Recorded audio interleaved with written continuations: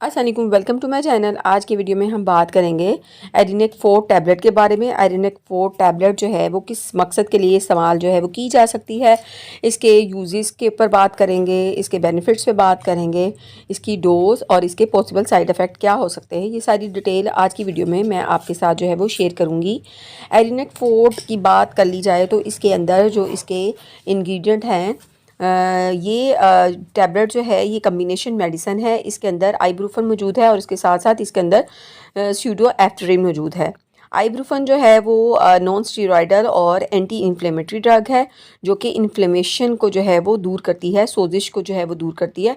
और इसके अंदर जो स्यूडोएफ्टेरिन है वो एक डीकंजेस्टेंट है, जो कि इस्तेमाल की जाती है कंजेशन जो है उसको रिड्यूस करने के लिए। तो ये एक कम्बिनेशन मेडिसन है। अब बात कर लेते हैं कि ये किस पर्पस के लिए इस्तेमाल की जाती है। तो क्योंकि सर्दियां आ चुकी हैं और सर्दियों में जो है हमें सर्दी की वजह से जो है वो जो है प्रॉब्लम होती हैं, जैसे कंजेशन का मसला हो गया।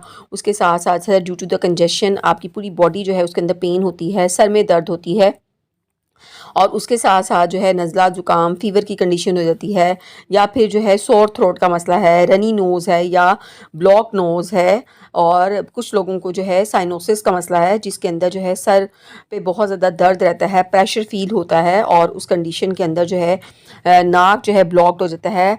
उनको जो है वो सांस में थोड़ा ज़ाहिर है, नाक जो है वो जो ब्लॉक्ड होता है तो मुंह खोलकर सांस लेना पड़ता है।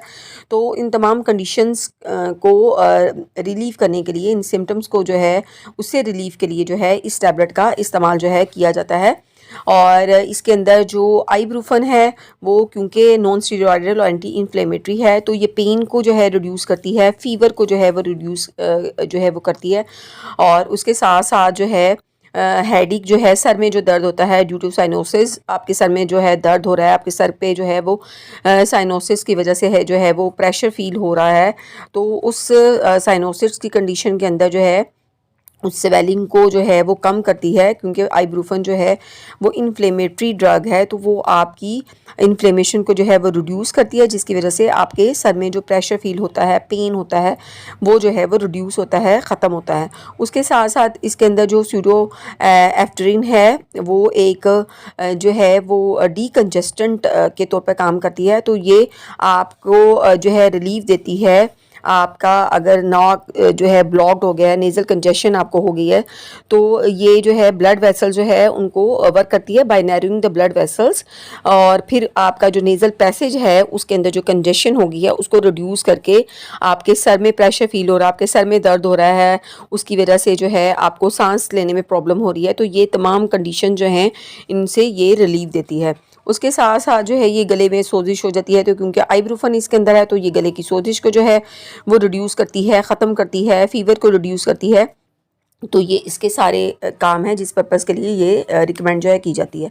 अगर हम इसकी डोज़ की बात कर लेते हैं तो ये 1 से 2 टैबलेट जो हैं आप जो है ले सकते हैं डॉक्टर की प्रिस्क्रिप्शन जो है उसके मुताबिक, और एवरी 4 to 6 आवर्स में जो है आप ले सकते हैं, लेकिन मैक्सिमम जो है 6 गोलियों से ज़्यादा आप इस्तेमाल जो है वो नहीं करते। और आप कोशिश करें कि आप इसको फूड के साथ या मिल्क जो है उसके साथ लें, ताकि आपका जो स्टमक अपसेट होने का जो रिस्क है उसको रिड्यूस जो है वो किया जा सके।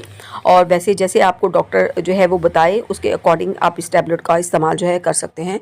अब बात कर लेते हैं इसके क्या पॉसिबल साइड इफ़ेक्ट हो सकते हैं। तो उसमें ड्राई माउथ है, मुंह का खुश्क होना है, ब्लड प्रेशर हाई हो सकता है, उसके साथ साथ भूख में कमी जो है वो देखने में आती है, उल्टी मतली की कैफियत हो सकती है, कुछ लोगों में जो है नींद जो है उनको नहीं आती, स्किन रैश, डायरिया कुछ लोगों में देखा गया है, कुछ लोगों में को कॉन्स्टिपेशन हो सकती है।